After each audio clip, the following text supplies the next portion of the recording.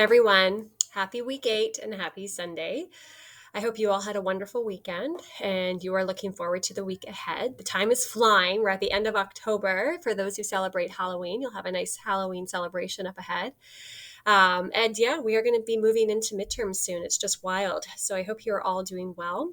You've been receiving updated marks recently, and some of you will start to feel that pressure when you start to see your marks shifting because perhaps things haven't been done the way that you want them done, or you've been feeling the time crunch.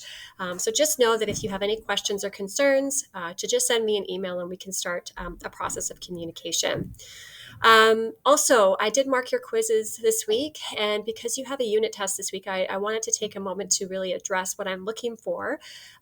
With quizzes, and just like anything really at the grade 12 academic level, you want to be very specific in your work and detailed in your answers, especially if it's long answer questions.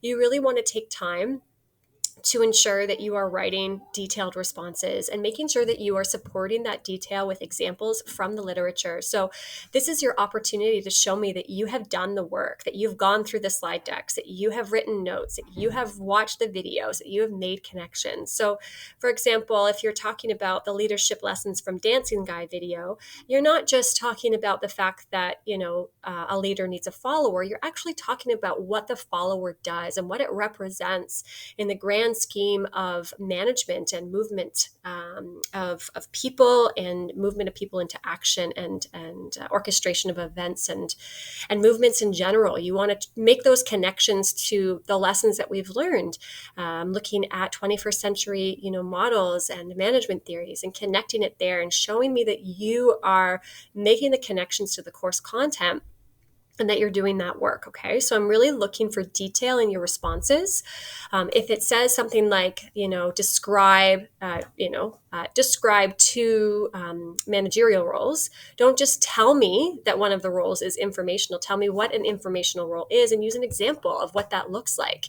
Really reach beyond to show me that you understand the content, that you're not just copying something, because we all know that you can do that. It doesn't prove anything, and it certainly doesn't help you and give you any advantage in life. Okay.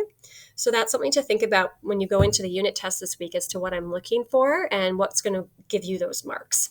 So week 8 is pretty straightforward. You have your participation activity. Make sure that you do that for the week for your attendance. And then you have your unit test. The unit test you can write at any time. It is to be done in a 75-minute period.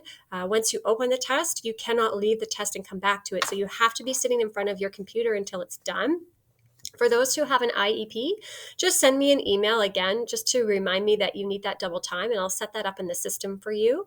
I only ask that because I just don't want to forget or miss someone unintentionally, and so it's just also good practice for you to take that initiative for your own life, right, and advocate for yourself. But I mostly just do it to ensure that you're not sitting there on the other end of the screen, unable to talk to me, panicking. I don't want that because teachers make mistakes too.